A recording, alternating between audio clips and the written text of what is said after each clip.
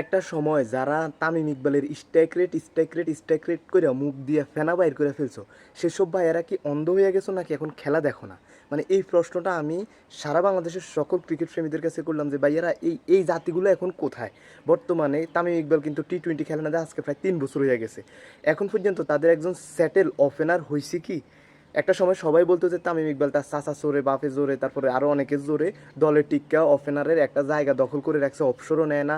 এই জন্য নতুনরা সুযোগ পায় না, নতুনরা সেটেল হইতে পারে না। নতুনদেরকে সুযোগ দেওয়া হলে নতুনরা তামিম ইকবালকে ছাড়াইয়া যাইতো, তামিম ইকবালের সকল রেকর্ড ভেঙে ফেলতো, ইভেন ওয়ার্ল্ডের সকল ওপেনারের সকল রেকর্ড তারা নিজের করে নিত।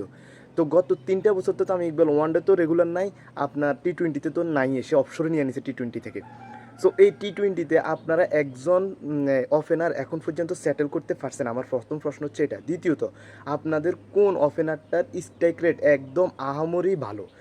তৃতীয়ত, আপনাদের কোন ওপেনার গত 3 বছরে 3টা ম্যাচ এমনভাবে খেলছে যে তার ওই ইনিংসের উপর ভর করে আপনি জিতছেন? এখন কিছু কিছু আরও কিছু কিছু সাপোর্টার ছিল যারা কিনা বাংলাদেশের তামিম ইকবালের টি-20 সেঞ্চুরি নিয়েও কথা বলছে যে তামিম ইকবাল দুর্বল টিম পাইয়া সেঞ্চুরি করছে। গত 2 ম্যাচ তো আল্লাহ দিলে আপনার ইউএসের মতো নতুন একটা টিমের সাথে খেলা হয়েছে, ওই টিমের সাথে আপনারা 2 ম্যাচই হারলেন কেন? সেখানে আপনাদের টিমে তো বিশ্বসেরা ফেস বলারও ছিল, কাটার মাস্টার, তারপর হচ্ছে বিশ্বসেরা অলরাউন্ডারও ছিল, রানিং অলরাউন্ডার।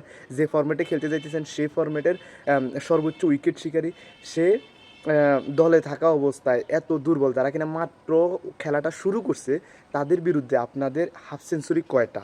ইভেন আপনারা দুইটা ম্যাচে আসছেন, আপনাদের মানে এত দুর্বল টিমের সাথে আপনাদের হারতে হবে কেন? এটা আরও একটা প্রশ্ন। তারপরে হচ্ছে তামিম ইকবালের স্ট্রাইক রেট নিয়ে ফেনা তোলা মানুষগুলোকে বলবো, পুরো টিমের সবার স্ট্রাইক রেটটা একটু দেখবেন। বা আপনারা দেখেন না কেন, এখন আর এগুলো নিয়ে সমালোচনা করেন না কেন? বা আপনাদের নতুন যে স্যাটেল ওপেনার তারা কোথায়? মানে তারা কে কে এটা একটু জাতির কাছে যদি ক্লিয়ার করতেন। সৌম্য আর লিটনরে চান্স দিতে দিতে দিতে আমার তো মনে হয় এরা তামিম ইকবালে তো একটা উসিলা ছিল যে সাসার জোরে সে বোর্ডে টিকে গেছে বা টিমে টিকে গেছে। এদের তো সাসা মামা কেউ নাই, তাহলে এদেরকে যে এত চান্স দেওয়া হইতেছে এরা কেন সেটেল হইতে পারতেছে না? সৌম্য সরকারের তো শেষ পর্যন্ত টেনিস ক্রিকেট থেকে তুলে এনে আবার সময় দেওয়া হয়েছে, কই সেও তো সেটেল হইতে পারতেছে না। লিটন দাসকে তো আপনারা, লিটন দাস যখন ভালো করা শুরু করছে তখনই আপনাদের মাথা ব্যথাটা শুরু হয়ে গেছে। তামিম ইকবালে দিয়ে আর চলবে না, কেননা আমাদের লিটন আছে, আমাদের লিটন ভালো করতেছে। লিটনের অপোজিটে আমরা একজন নতুন খেলোয়াড়কে সুযোগ দিব, এটাকে একবার বাদ দিব, একবার আনবো, একজন আনবো, একজন বাদ দিব, এ করে আমাদের ব্যাংক ব্যালেন্সটাও মানে ফুলফিল হবে। তো লিটন এখন খারাপ করতেছে কেন? সেও তো সেটেল হইতে পারলো না। সব মিলাইয়া একজন তামিম ইকবাল, আপনারা একজন তামিম ইকবালের বিকল্প খুঁজতে যাইয়া পুরো টিমটাকে ধ্বংস করে দিয়েছেন।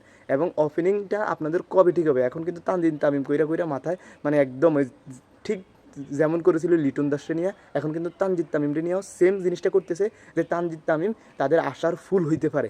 কিন্তু ভাই এরকম আশার ফুল আশরাফুলও ছিল, এত সহজ না, এত সহজ না।